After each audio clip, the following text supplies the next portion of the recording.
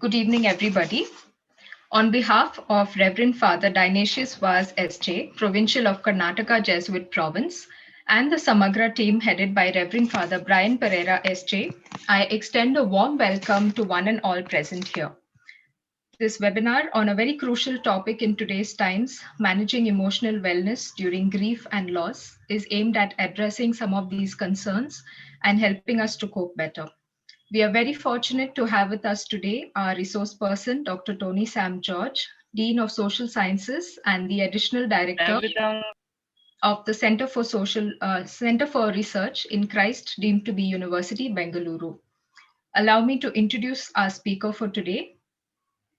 Dr. George gained his doctoral degree in psychiatric social work from the National Institute of Mental Health and Neurosciences, Bangalore, and subsequently spent time directing and coordinating the master's level programs in counseling psychology and psychology in Montfort College, Bangalore. He is an experienced professor of psychology with a doctoral degree focused on group therapy and has a demonstrated history of working in the education management industry. He is skilled in e-learning, social service, group therapy, student counseling, and family therapy. He is a practicing psychotherapist and is involved in training, research, and clinical practice. Currently, he is the Dean of Social Sciences, formerly the head of psychology department, and he also supports the Center for Research as the additional director in Christ, deemed to be University, Bangalore. He is the founding director of the Center for Academic and Professional Support in the college.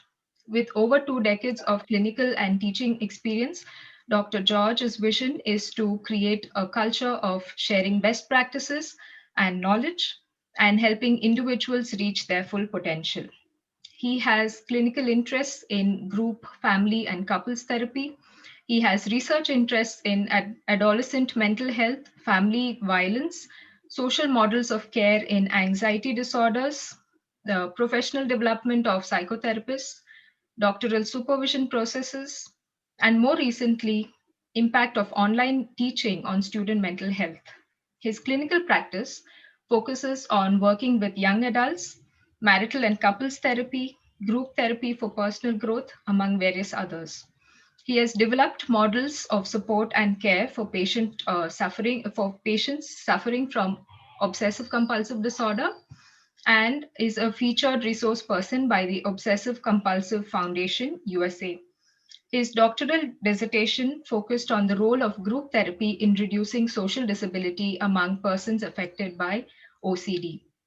His training focuses on using integrative methods of counseling to understand client needs and works in supervisory positions for mental health professionals in India. He is also a visiting fellow to the Autonomous Medical University of Mexico at St. Louis and University of Western Cape, South Africa. He is also an alumnus of the United Board Fellows Program and spent time at Harvard Graduate School of Education and Sophia University, Tokyo, as part of the Fellows Program. Dr. is the founder trustee of Kerygma, an organization that works among urban youth, Ascension Hope Foundation, an agency created to deliver mental health services to marginalized groups, and Path Foundation, focusing on life coaching and development. He is a consultant to a number of corporate agencies in Bangalore. He serves as a research guide to doctoral candidates in universities in India and abroad. So we are indeed very privileged to attend this webinar and gain your insights. Thank you so much for making time and being with us here today. This webinar is an initiative by Samagra, Karnataka Jesuits Mental Health Care. Samagra is a team of mental health professionals, and during these pandemic times, we are coordinating our activities with the Karnataka Jesuit province across all its institutions to offer mental health care and support in the form of mental health awareness activities like this webinar, and mental health support in the form of online counseling for individuals and groups, among various other activities. In recent times, losing a loved one, watching people we know go through a personal loss, or just fearing a potential loss is taking a toll on our mental health. And this webinar is aimed at helping all of us gain better understanding and coping skills. Without further ado, Let us now invite our resource person to begin. I'd like to share with you some thoughts that might help all of us going through a challenging time such as this. I know that today in the audience we have students, colleagues, members of the Jesuit community, public, family members, and so on.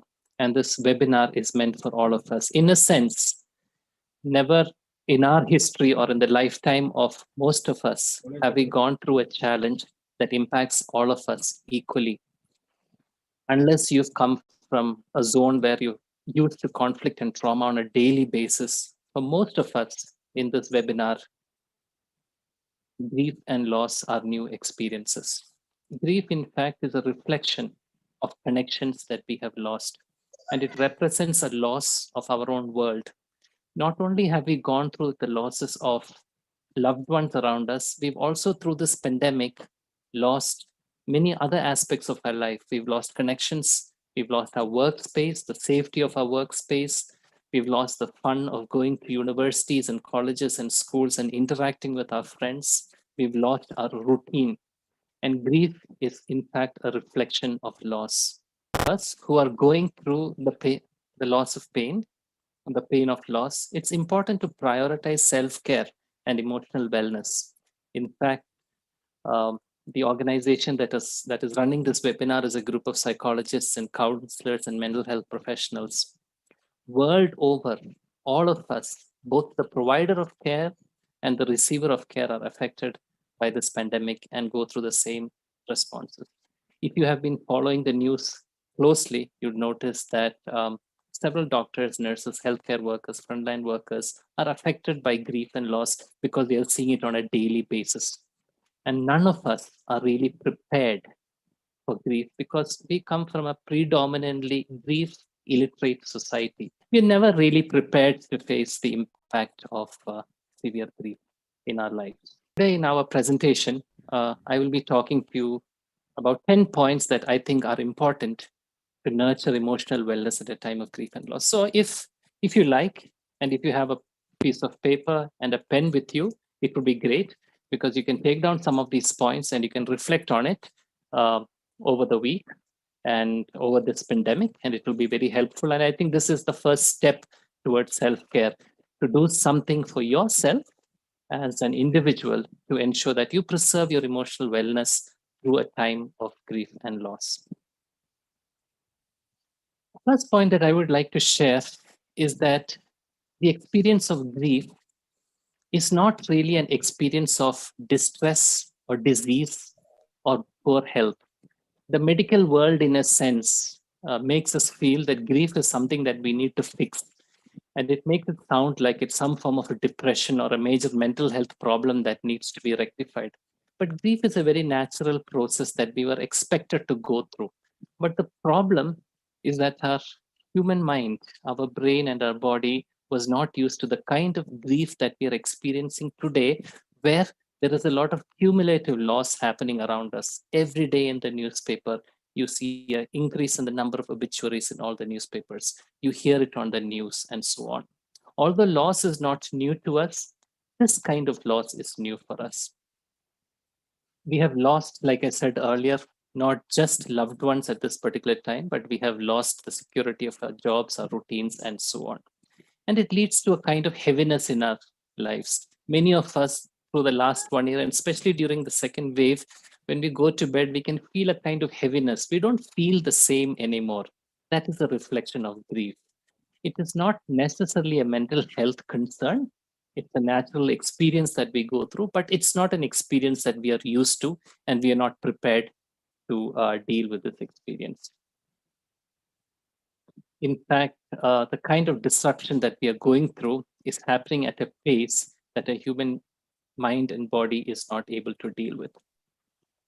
Second point that I want to share with you today is that we as a human, community, like I said in the previous point, we are not prepared for what we call as vicarious and disenfranchised grief. What is vicarious grief? Vicarious grief is experiencing the pain of loss, even if we have not gone through it ourselves. Perhaps we've not lost a loved one, Perhaps, people that we know haven't been taken away from our lives, but we are still being exposed to news about losses. Just by hearing about other people and their challenges, we can actually experience grief. That's called vicarious grief. And it's important for us to recognize that each one of us in this webinar and watching on the YouTube streaming today are people who are impacted by grief. And that's important for our emotional wellness, because if we do not recognize that we are also going through grief and loss, we might actually not pay attention to ourselves. Disenfranchised grief is a kind of grief that is not normal, complicated grief. Many of our loved ones are dying alone. We are not able to mourn them. We are not able to perform the rituals that we commonly perform when we lose our loved ones. And that kind of a grief is called disenfranchised grief. It does not help us to process our grief in a normal way. In fact, uh, popularly, when we lose loved ones around us, we feel a sense of connection and loss and empathy. Or if our friends and colleagues, we lose them, we kind of feel empathetic. We want to comfort them. We want to sit with them, talk to them, and provide as much as support we want to. But in the current situation, when the losses are multiple, that empathy changes into apathy. So, with the kind of multiple losses that we are going through, the human brain is not able to process loss. And after a point, we stop being empathetic and we feel apathetic. Apathy is no feeling. And sometimes we blame ourselves for not being able to be compassionate. And we go through what is known as emotional numbness. And it's important for us to recognize that.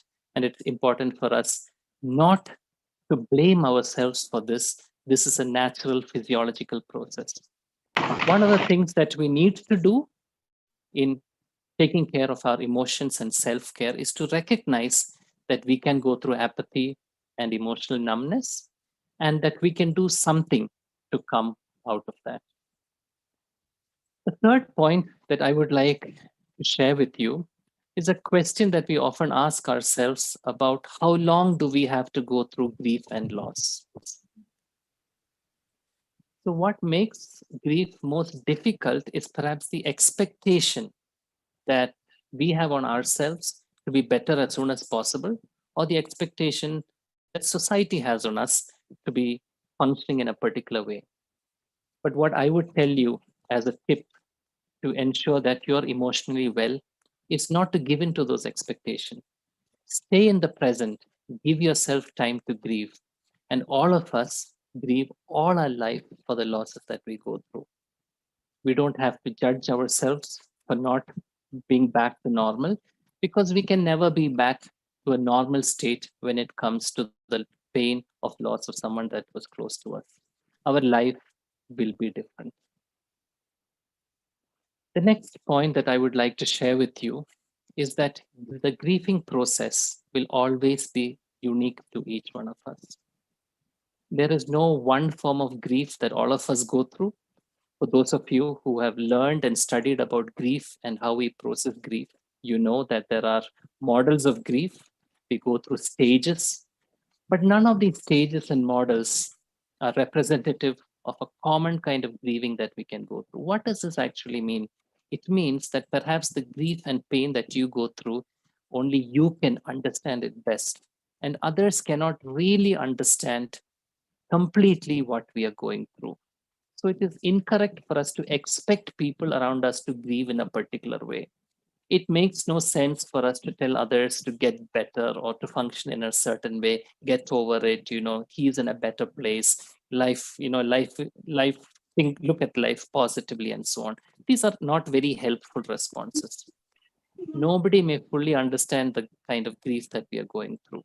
In fact, for many of you who are literate about grief models, you're probably familiar with a classic model of grief shared by a palliative care specialist, Elizabeth Kubler-Ross. And she said there are 5 stages to grief. We often go through a state of shock, then move into a state of denial, and then there's anger, and there's bargaining, and there's depression, and there's acceptance. David Ketzler, co-worker of Elizabeth Kubler-Ross, added a 6th stage that's called making meaning of grief.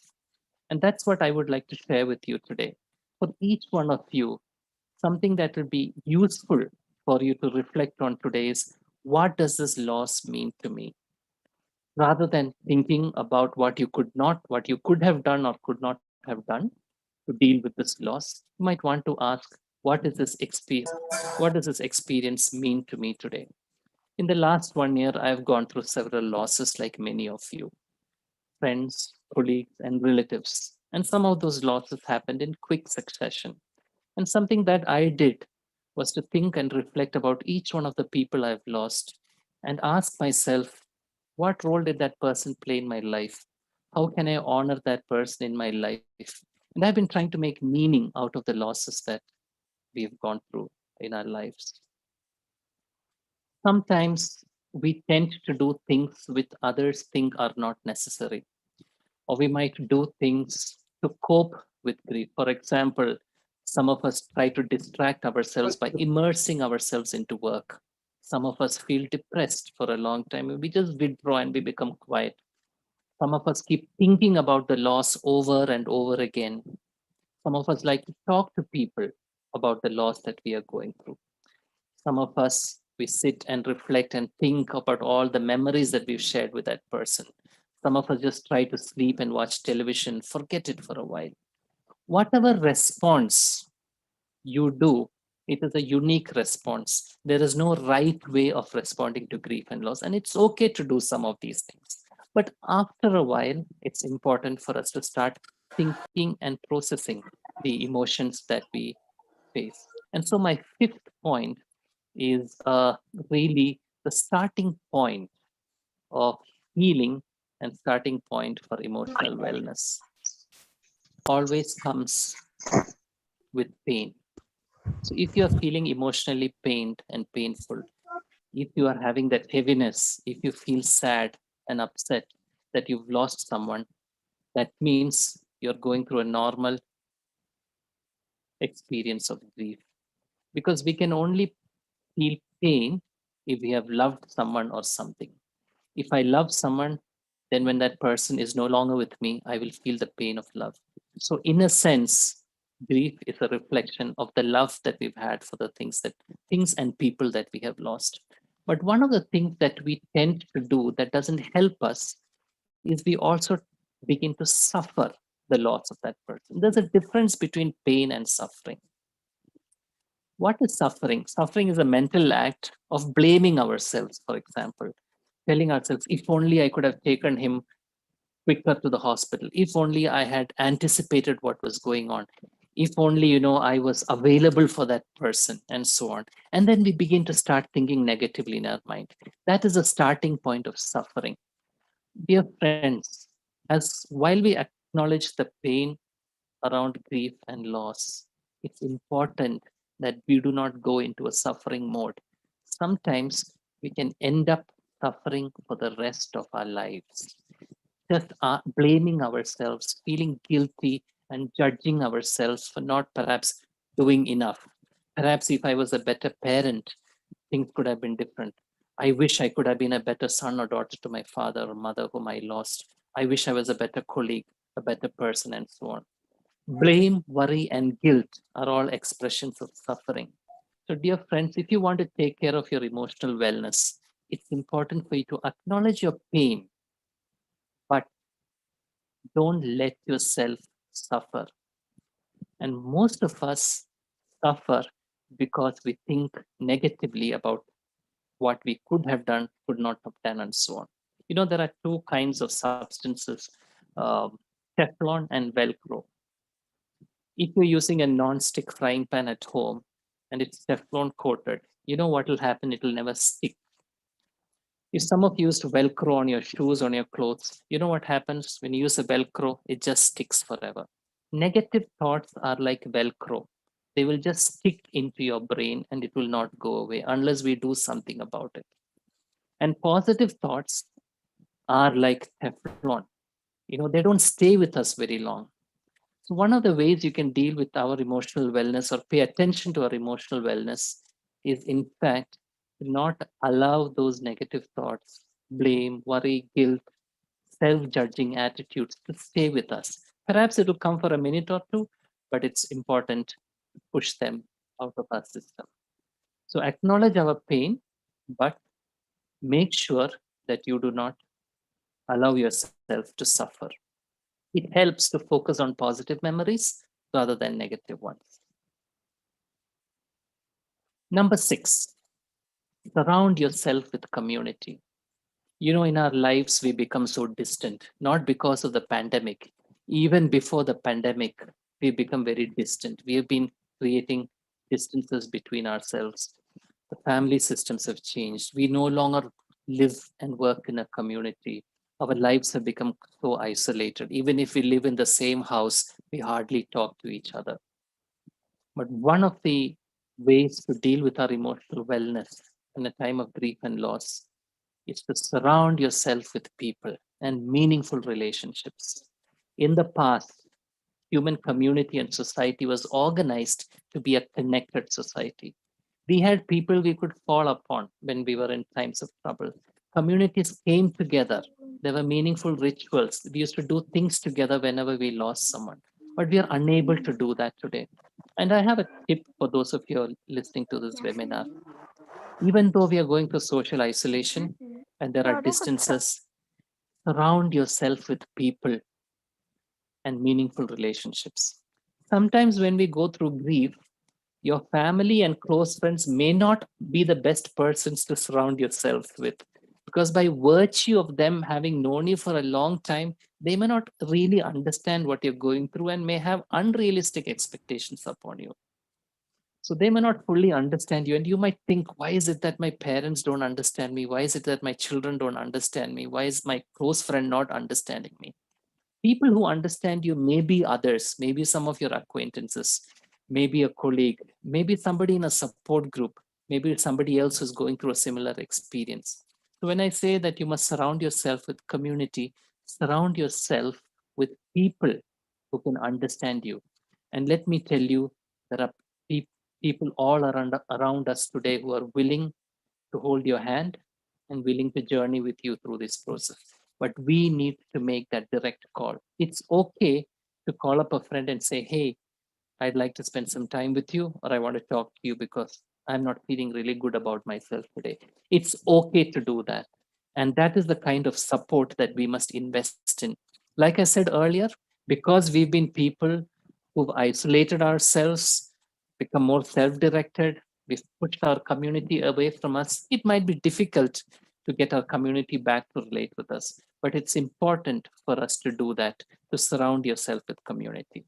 Perhaps there are people who are sitting in this webinar who find it difficult to connect with those who are close to today. Maybe it's because you've had a conflict for a long time. Maybe you find it very hard to forgive somebody in your life.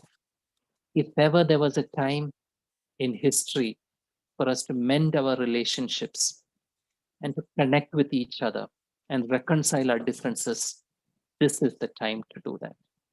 So, dear friends, if you want to preserve your emotional wellness through these difficult times, we need each other.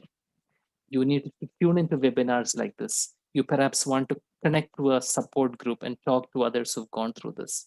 You perhaps don't want to be so judgmental about how others should be, but just be available for them. You don't need to be a counselor, you just need to be a fellow traveler through this time. For those of you who live in communities, who are used to community life and you connect with others, this is a moment to celebrate that. So, fatigue, nausea, immunity, aches and pains, insomnia. You might think that this is just, normal, exhaustion that we are all going through because of online life and things like that. However, these are all symptoms of grief. If you're going through grief, you're likely to be tired, feel nauseous. Your immunity lowers when you go through grief. You will have aches and pains and sleeplessness. So it's important for you to take care of yourself physically, eating healthy, Hello. especially during the lockdown. You're sitting in your house and you're not able to move around. Do things to keep yourself physically active. There is a concept called compassion fatigue. And if you look at people who are always working with others who are going through trauma and loss, you'll notice that just by taking care of others, you get tired and exhausted. In fact, a lot of our nursing professionals and medical professionals are going through compassion fatigue. and they're just holding on and not being able to address their own emotional wellness. Many of you in this webinar might be caregivers. Maybe you've been helping others. Those of you are counselors and psychologists, you're probably going through compassion fatigue. It's important for you to take care of yourself physically and also emotionally. Point number 8. What are things that we can have control over? And what are things that we cannot control? We often worry about things that we cannot control. For example, we worry about, if I get something, will there be enough medical care? Why are the vaccinations not coming on time? Why is it that my neighbor is walking without a mask? Why is it that people don't understand that I cannot do work like I used to? Why can't my teachers understand that I cannot complete my assignments on time because of the pandemic? How is the future going to be? Will there be a way out for any of us? All these thoughts which I just said are totally outside our control. There's nothing you or I can do about it. And it just doesn't help worrying about things that are outside our control. However, there are things that are in our control. For example, following the COVID-19 protocols, maintaining social distance, avoiding exposure, taking care of yourself. You are in control of that. Ensuring that you switch off the news after a while and not listen to all the stories about death after a while. You have control over that. You have control over your thoughts. You have control over seeking support, calling up a friend and saying, hey, I need to talk to you. So think about what you can control and let go of things that are outside your control. In fact, our emotional wellness is affected a lot because we spend a lot of time worrying and thinking about things that are actually not in our control, anticipating about things that might happen in the future, and then allowing that to negatively affect us, our sleep, our body, our immunity, and then falling sick. Number 9, keep yourself connected with who we have lost. What can we do to honor those who have gone away from us? Well, we can honor them and their memories by things that we do. You've probably heard the statement that there is life after death. In a way, there is life after death for you, not necessarily for the person who's gone from us.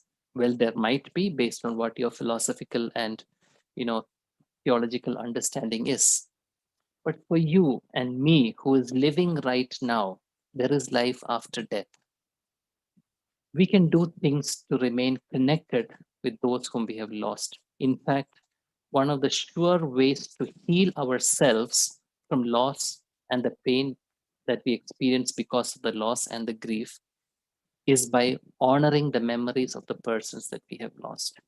There might be things that you do, rituals that you do to do that. I remember sometime back in my life, while going through difficult situations, I would just choose to go into my room, take a guitar, and sing some songs. That was a way in which I could reflect and think about what happened. Or perhaps go into the garden, water the plants, just reflect about the person that I have lost and honor the memory of that person. Not necessarily beat myself up with self blame and hurting myself and saying, I couldn't do anything, I've been a bad nephew, a bad son, a bad, father, and so on. That is no way of honoring those who have left us. So, what would you like to do to honor the memories of people that you have lost in your life? Robert Neimer, a death specialist from Portland Institute of Loss and Transition, says that one of the ways in which you can definitely go through a process of healing is asking yourself, is there something about the person you have lost you would like to embody? If there is such a quality, then ask yourself, would your life be different if you embodied that quality? I was thinking about someone I lost recently, and I was thinking of this particular, suggestion. And I realized that person was a great mentor. He used to mentor a lot of people in his life. In fact, when he passed away, if you just looked at the tributes that came from all over the world, you'd notice that he had touched the lives of many, many people and his students. So I told myself one of the ways I can honor him and his loss is by perhaps mentoring a few people uh, in my life, maybe helping some of my students get scholarships. And I asked myself, is there something stopping me from doing that? Of course, I noticed that I was worried about what people would think. Would I have the resources to do that, and so on? But once I was able to pass that stage, I realized that one of the best ways to honor the memory of the person I lost is to inculcate one or two qualities of that person in my life. Just last week, I lost somebody else who I was really close to, and is somebody who is a well respected community health expert in our country. And one of the things he used to do is, in despite all the academic and practice accolades he had, he was a simple person. You just have to spend 2 minutes with him, and you'd realize that he just connected with you as a person. So I told myself something that I wanted to do is to emulate that. So you see, one of the things that all of us can do is to keep ourselves connected with those we have lost. Dear friends, I've shared with you 9 points, and I'm going to summarize those 9 points for you. And after I summarize the 9 points, I'm going to share the 10th one, right? So here we are. First of all, we are not broken individuals when we go through grief. Grief actually reflects the loss of our world. It's a reflection of losses that we are going through. Secondly, we are not really prepared, especially our brain is not really prepared for multiple cumulative losses that we are going through. That is why we sometimes go through apathy, numbness, and so on. Third, we will grieve forever. There will be no end to the grief that we experience. But how we grieve reflects on how we choose to honor the people that we have lost. Number four, grieving is unique to each of us. Nobody can really understand the kind of grief we go through, but you can acknowledge the pain, and you can look at your grief as an expression of the love that you had for that person and the person had for you. Number six, it's important to surround ourselves with community. If ever there was a time we need people around us and to connect with us, this is the time.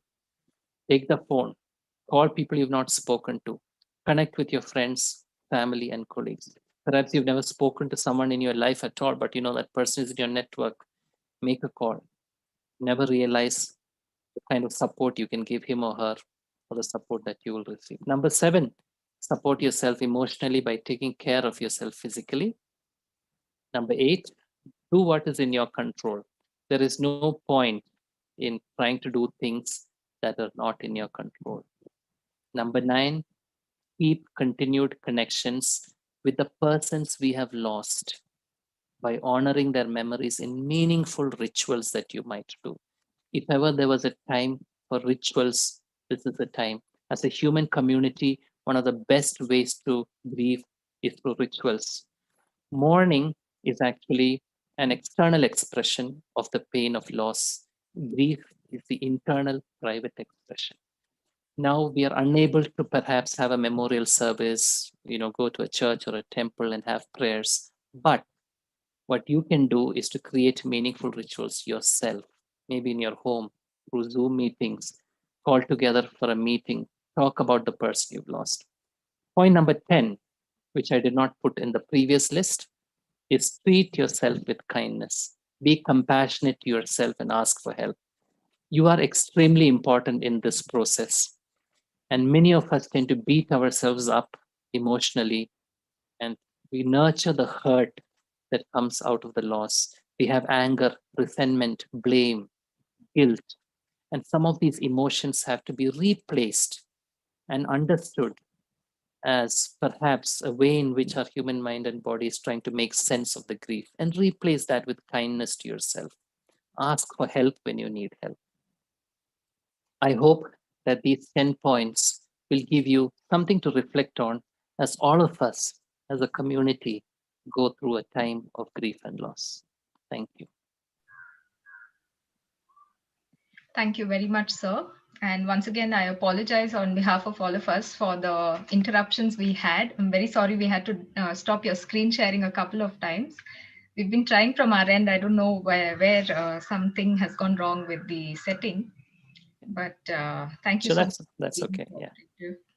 We will open up the floor for questions now, and I request those who have questions to please post them in the chat box. Are there any techniques or ways to forgive people we have lost as we cannot talk with them or engage now that they are gone? Thank you.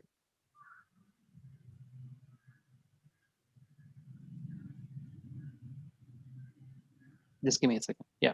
All right. Yes. One of the challenges that all of us face is that there were things that we had, that's left behind when we lose someone. Perhaps that person grieved us in some way, or perhaps we grieved that person in some way, and there was no real opportunity for us to reconcile. And once that loss has happened, one of the ways in which we continue to hurt ourselves is by ruminating and thinking about the fact that, hey, I could not forgive that person, or the person could not forgive me. And David Kessler, a colleague of Elizabeth Kubler-Ross, says that one of the things that we can actually do, the technique that we can actually do to get over this, is ask ourselves, how has this experience of perhaps lack of reconciliation or not being able to forgive that person changed me at this point of time in a particular way? What is the message that this person's loss is telling me? We know that it's not in our control to rewind our life and forgive that person or for that person to forgive us, but it gives us an opportunity. The loss is an opportunity for us to review our lives and ask ourselves, what is it that I could have done? And then in the future, in my current relationships and in my current life, if there is a need for reconciliation or forgiveness, do that. So, in a sense, what is really required at this point of time is to forgive ourselves, firstly, for what we could not have accomplished with that person, and then ask ourselves, is there something we need to do now in our current relationship so that doesn't happen? Really, we cannot rewind and go back, but the knowledge, the best way in which you can honor the memory of that person is by being a more forgiving person yourself. So if you've been a person who's resentful, not forgiving, hard on others, now is the opportunity for you actually to be a better person. And I think that is the best way to honor their memories. Thank you, sir. There are also a few questions on how do we help somebody who is grieving? Okay. Important question, because there are things that we can do and shouldn't do. And if you have a paper and pencil, or I'm not sure if the chat goes live to everybody. Yeah, I'd like all of you to just note down a website which is called grief.com. Very easy to remember.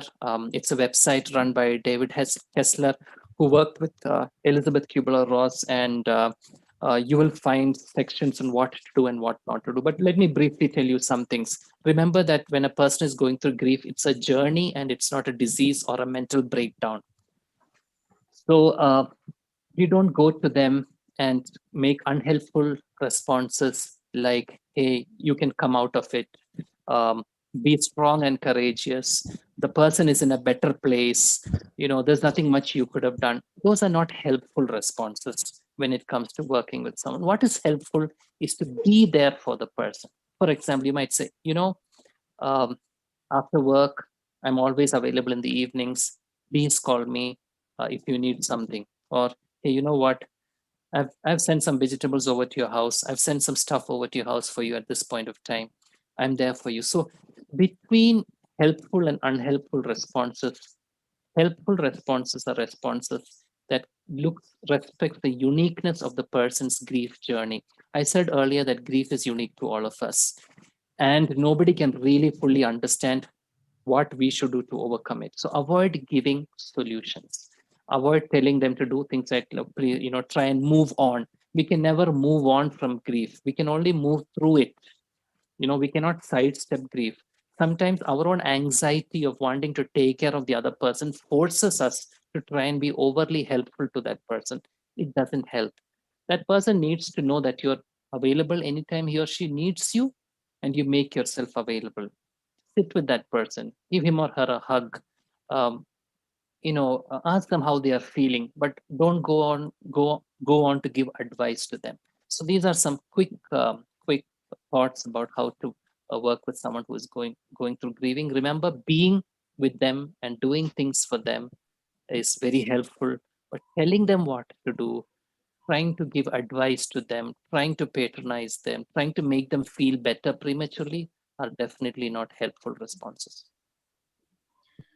So, since you mentioned about the time and grief being a journey, there might be a few of us here who would not have an estimate. Now, generally, if you quoted the theory of Kubler-Ross and all, what would be a window period where you can expect people to grieve through this process and start to feel better? And in relation to that, they are also asking about the meaning-making stage of grief that has been recently discussed. Yeah, So, if you can share something. there is really no time to grieve. In fact, many researchers have been thinking about it. Some clinicians used to say that grief gets over in 2 weeks, 3 weeks, 6 months, so on and so forth. In fact, uh, a fairly good estimate about what is the early stage of grief is actually 2 years. In some of our support groups, there are people who are recently bereaved, and there are people who've been bereaved for 1 or 2 years who come in and say the same things. So, like I said earlier, each of us go through our grief in our own way, and there is no time that we can put as an estimate for when the grief is over, because grief will never be over.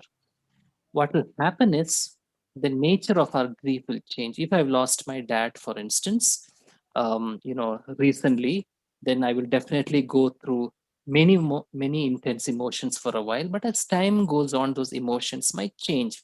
But my memories of that person, the pain I feel because of the loss of his love for me, is not going to change.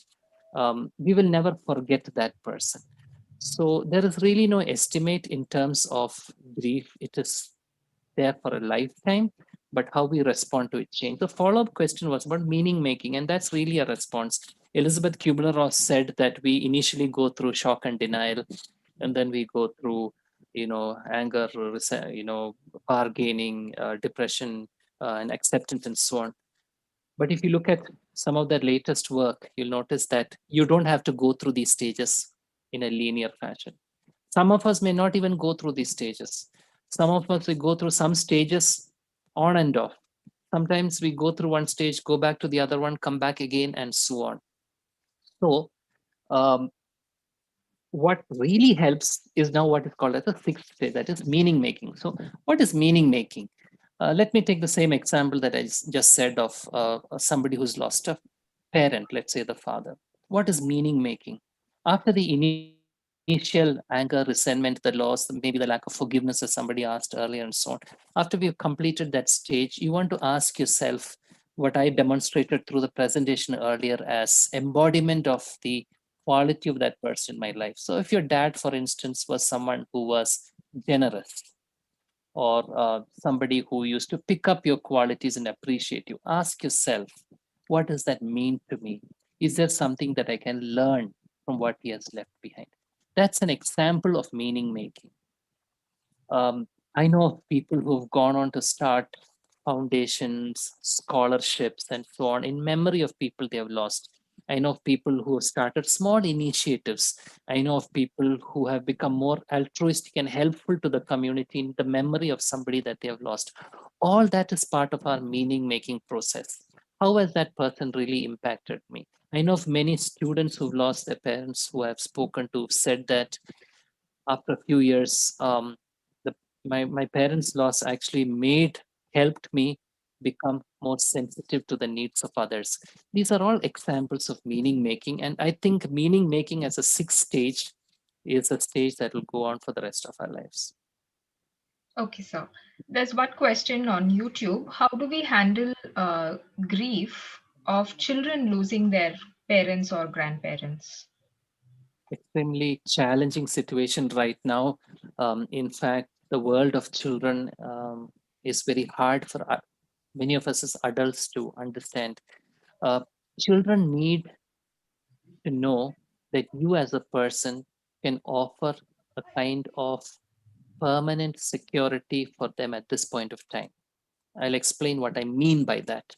When children lose their parents or their loved ones, what they're actually losing is a big sense of their world.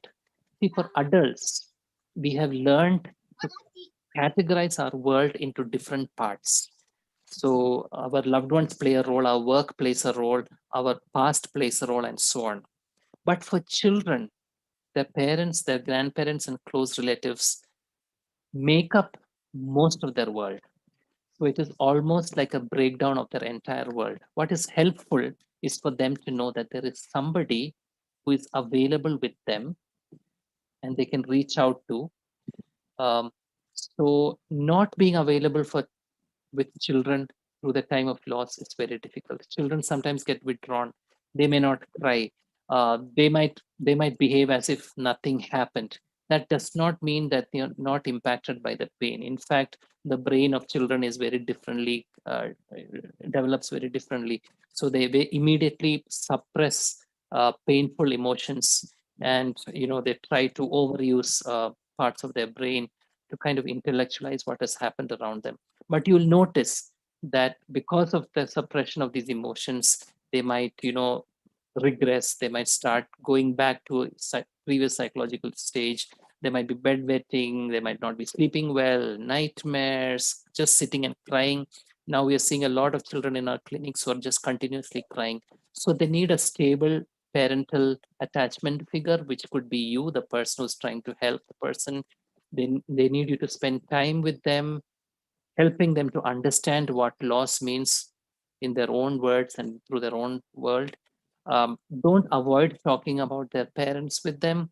Allow them to speak about their parents with you. Most of all, be available with them. Once again, for those of you who work with children, I would like to draw your attention to a very good resource on the same website, and that's a set of resources on how we can work with children, especially children who are going through loss during the pandemic. Children by nature are anxious about losing their loved ones. They have what is known as separational fears and anxieties. And some of these become more pronounced. Even if they have not lost their loved ones, they have a lot of anticipatory loss. They think something will happen to their parents because the news that they're hearing about death and so on and so forth, and they develop various kinds of symptoms. For those of you who have younger children, I'd like you to reassure them and spend time with them. Create rituals in the family where you keep yourselves connected with them and their lives. I think connected to this point, we've also been hearing of children not knowing about the concept of death itself, especially since we have a lot of school students and all within our own institutions. So, what you shared, I think, would be relevant to talk to them about it and explain what is happening, and also have some person whom they consider safe around them. So, there are a few more questions. Maybe for the next 5 minutes, we could take them and then we will wind up. There's one question from Nivendra. What would be your thoughts on how we can deal with the loss of our social rhythm, routines, hobbies, etc.? Because this is different from losing a loved one, and yet it does cause pain and frustration. Yes.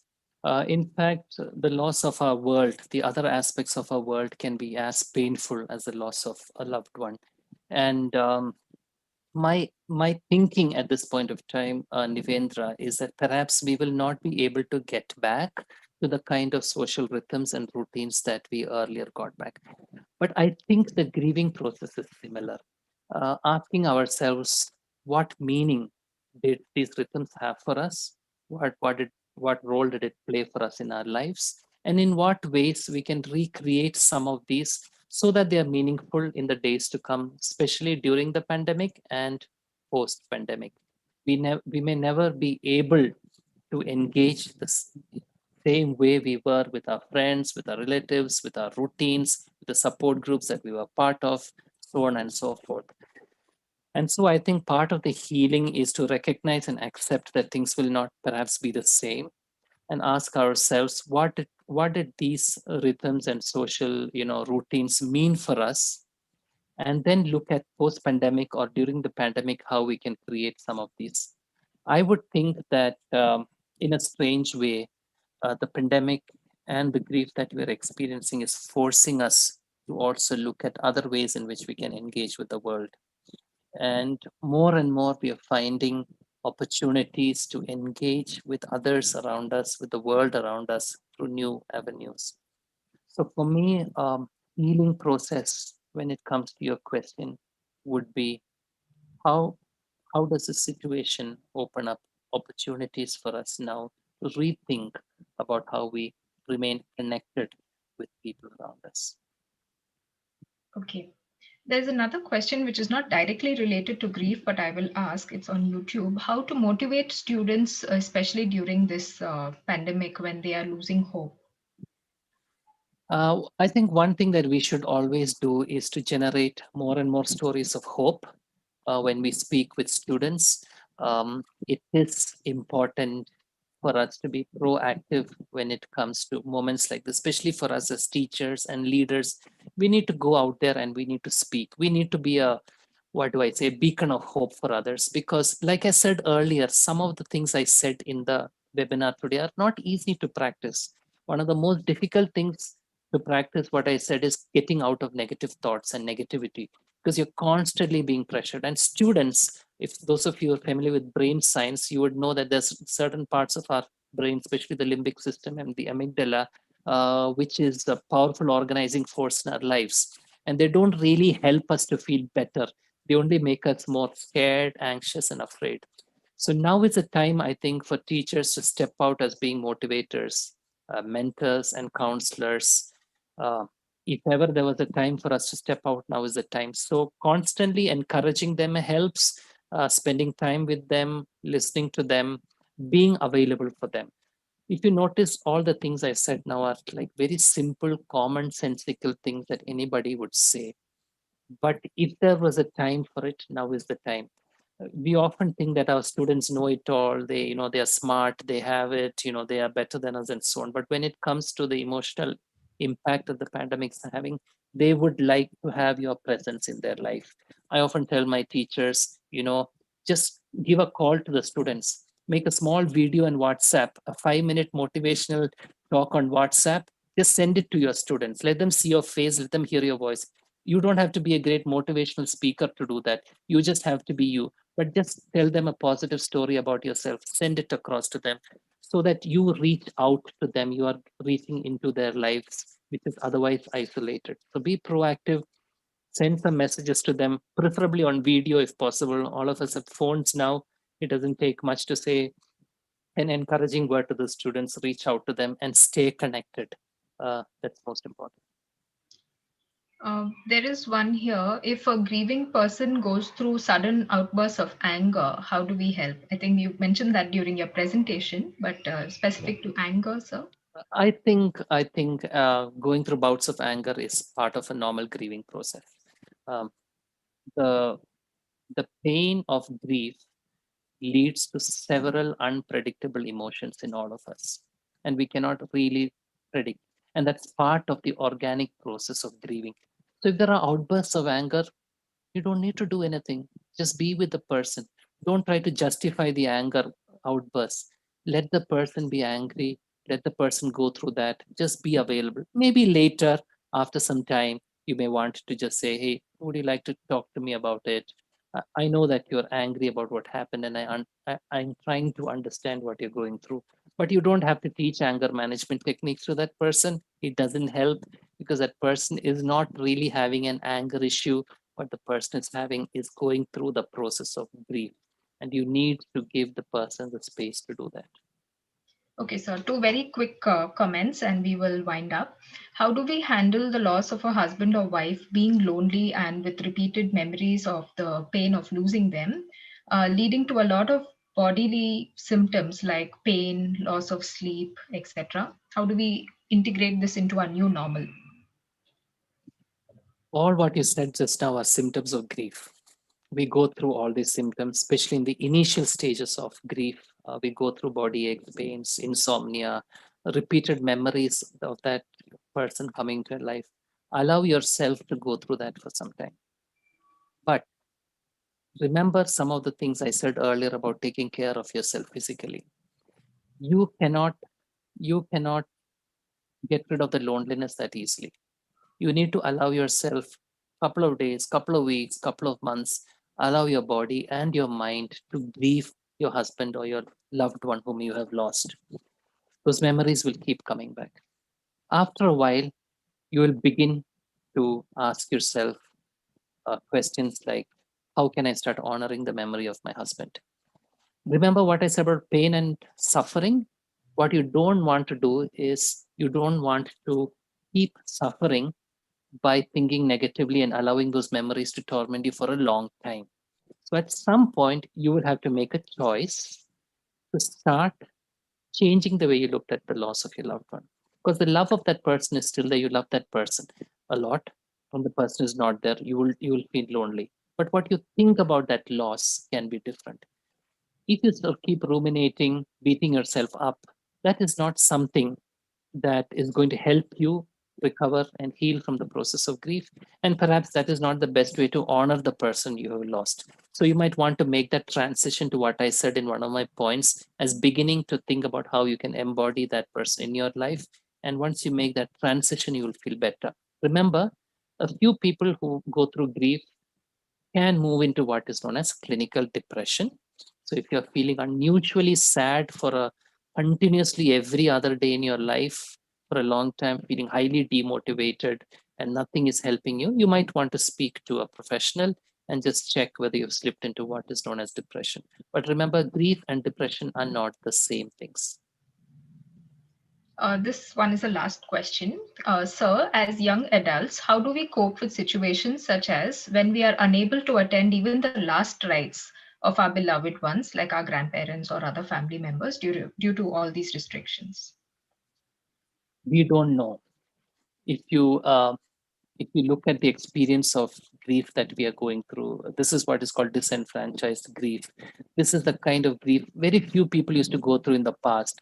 For example, if you've lost someone with whom you had a relationship with, other people didn't know about, and you cannot publicly mourn that person, or you lost someone at war, and you've never been able to see the body of the person that you've lost, your loved one. These were the kind of examples that we had in the past about complicated grief, but today it's happening to us, at a fast pace. We, in fact, do not know very much how to respond to this. We know that in the past, the public display of mourning was a way in which we could heal ourselves in the community. We could bury the person, we could cremate the person, we could have a prayer, we could connect with each other, and that was healing by itself. So one of the things that we can do perhaps is to see if we can recreate some of those moments within our current situation. When someone who was very close to me passed away, none of us could see him in the last few days. We couldn't see the body, the body was cremated, so on and so forth. So it lingers on as a challenge for many of us. But what I have found helpful and what I've been reading and hearing through support groups is that people find ways of publicly mourning that person even through these situations. So maybe you want to connect with a few people, sit together and celebrate the life of the person you've lost. That is one way in which you can recreate the public act of mourning through your own situation. Maybe create some private rituals that is helpful for you. Something that will definitely help is for you to create the power of rituals. Something that I was doing 2 weeks ago when I was visiting the hospital was there was a space in the hospital where people can stand and light a candle. Earlier, I never used to pay attention to that, and I used to just move on. But this time I decided to stand there for some time and share a short prayer for people we have lost and people who are suffering, and that was healing by itself. So you might want to ask yourself, what can you do as a community, maybe an online community or with a few people, to kind of publicly also mourn the person you've lost, although you've not been able to physically see him or her and bury him, or have a service or have a prayer meeting. But still, if there are some things that you can do, it helps. But let me tell you, these are very difficult times, and all of us are learning together about how we can be supportive to each other. Okay, so I think with that, we will stop taking questions. There are just a lot of comments in the chat box about being proud students of yours and thanking you for some really useful tips. I think I can take the liberty to say I'm also one of your student, and I can proudly say that I've learned so much, and I'm so grateful to you for that. A lot of Thank people here just appreciating that it was very simple, very practical, and useful, and thanking you for your time. So, on that note, I think we will wind up the question answer session and move into vote of thanks.